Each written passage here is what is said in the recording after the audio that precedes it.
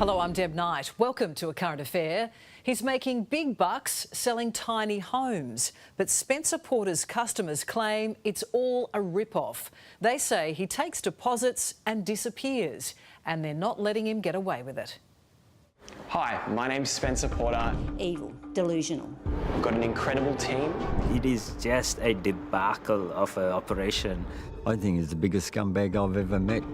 On the internet, he's an entrepreneur and a father of three. But to these angry families, he's the one person they wish they'd never met. I want to see him do jail time. It might teach him a lesson that he can't do this to people. I've been in touch with people that are basically homeless because of this guy. Spencer Porter likes to hide. Look, I've got no comment. So customers have decided to do the talking for him, airing some of his dirty secrets about his tiny home building company. I'm owed $28,485. $20,515. $16,929. He's taken their money and now they want to take his reputation. He's sending disappearing voice messages on WhatsApp to elderly people. Well, he's also asked us to sign 2 deeds so we don't talk to the media. When I first met with Spencer, he said, yep, no problem, 30 to 45 days, you'll have your tiny home. Coming up to 2 years now in August, and I've seen nothing. At 25 years old, Porter's had at least 6 businesses. If he's not selling mobile plans, he's selling houses. Property Magician is an independent real estate agency. One of his latest ventures is My Tiny Home Kit. It promises to produce tiny homes in Australia. But Lindy Uren, Melville Tallis and Roxy McLennan, all from Victoria, haven't seen a nut or a bolt, let alone a tiny home. Things turned sour after he got the full amount of money.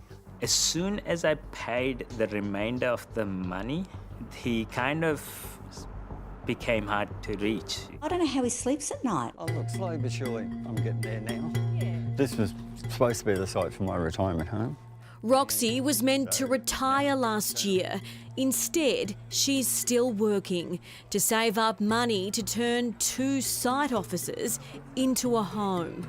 All because Porter's kept her hard-earned money and delivered nothing.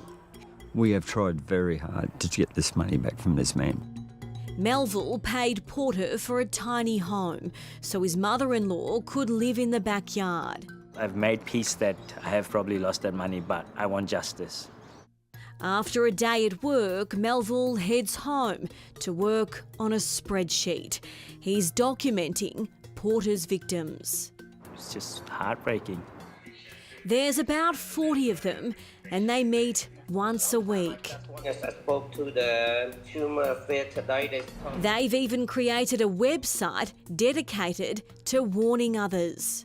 I don't want anybody else to give him another cent.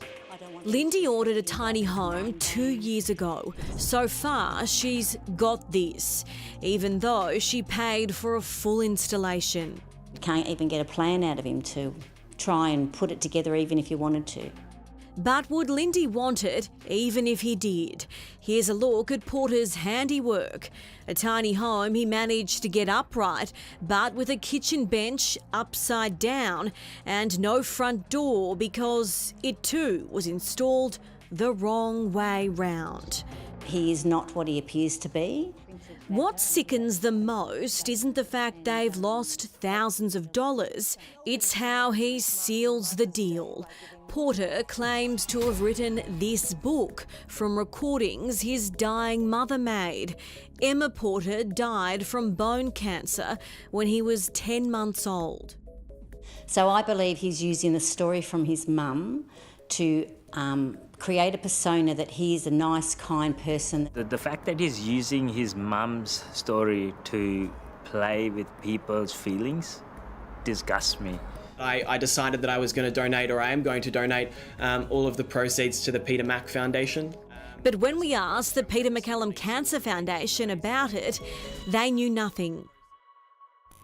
This is the address listed on My Tiny Home Kit's website, but Spencer Porter was kicked out of here in February after failing to pay rent on time. He was issued with at least 10 default notices and left this place in an absolute mess. Porter leaving this factory in Clyde North to move around the corner and do the same thing, fail to pay rent. He owed me $600 for a good 6 months. Samantha is Porter's old neighbour. And kept making excuse after excuse not to pay me, and then, bought a caravan. An enforceable undertaking was placed on Porter by Consumer Affairs Victoria in January. After he didn't meet the orders, an extension was granted in April. He was supposed to issue refunds. Not one person I know has got a refund. Porter's even made a whole web page dedicated to whether he's a scammer or not. In conclusion, he writes, My Tiny Home Kit is not a scam.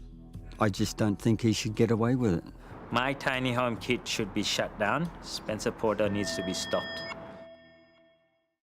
Porter's tiny home business has entered into voluntary liquidation. Creditors are expected to be contacted later this month.